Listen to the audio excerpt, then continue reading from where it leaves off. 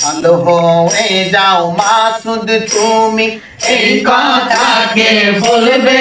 আর পালিয়ে গেছে কাউয়া কাদের কেউ জানে না খবর তার ভালো হয়ে যাও ভালো হয়ে যাও মাসুদ তুমি এই কথাকে বলবে আর পালিয়ে গেছে কাউয়া কাদের কেউ জানে না খবর তার ভালো হয়ে যাও